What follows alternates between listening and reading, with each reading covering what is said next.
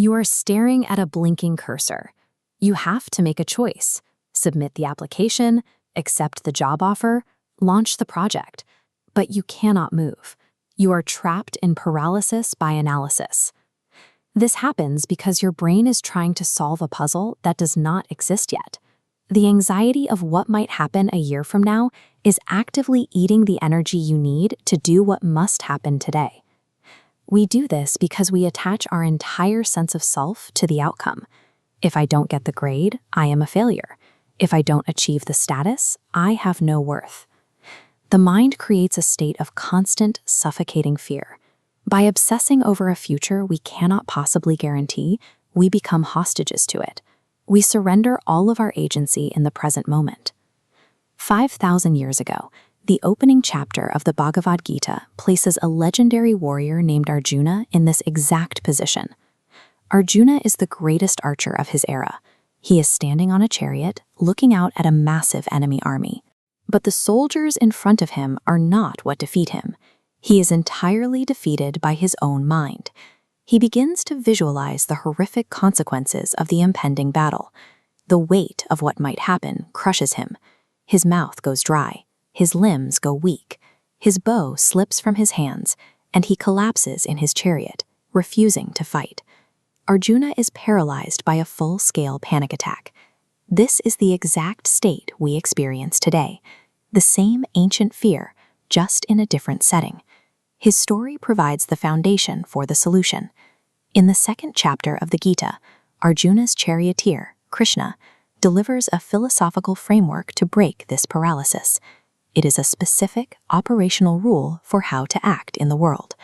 Look at this timeline. The first part of the rule is simple. You have the absolute right and the obligation to perform your prescribed duty, right here in the present action zone. But watch the second half of the rule. The connection is severed. You have zero entitlement to the fruits or the final results of that action. The future goes dark, and all that matters is the work itself. This concept is called karma yoga. It demands that you take your motivation, which is usually hooked onto an external reward, and shift it entirely onto the internal execution of the task. It forces you to accept a harsh but liberating reality. Your labor belongs to you. The harvest never does. When people hear this, they often confuse it with apathy. They assume that letting go of the outcome means you stop caring about life or your goals. This energy gauge shows how we normally operate, fractured by anxiety. Think about how much of your mental bandwidth is spent worrying about the future.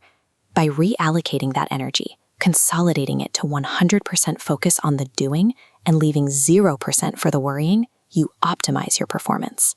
The Gita calls this state equanimity. It means you train your mind to treat ultimate success and ultimate failure as exact equals. Neither one dictates your effort. You drop the ego. You start viewing yourself as an instrument executing a higher purpose.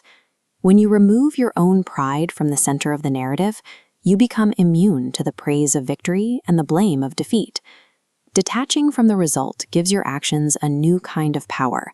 They are no longer tethered to a fear of what might happen, which allows you to move with total clarity. It is tempting to think that achieving this kind of peace requires escaping your responsibilities, running away to a quiet mountain and avoiding stress entirely. But the Gita makes it clear that life is a battlefield. You have duties. You have rent to pay, exams to pass, and people who rely on you. Hardship is unavoidable. True freedom is not found by running away from the chaos. It is meant to be found directly in the middle of it. When you master your own mind, the noise of the outside world stops mattering. Your external environment loses its ability to dictate your internal peace. In this universe, your singular job is simply to play your part. You show up, you apply your absolute best effort, and you keep your intent pure. Everything else is completely out of your hands. You have to surrender the need to control the universe and whatever happens next. So whatever your battle is today, it is time to pick up your bow. Look at the immediate task in front of you. Do the work and let the universe handle the rest. By giving up the illusion that you can control the future, you finally gain total control of your life today.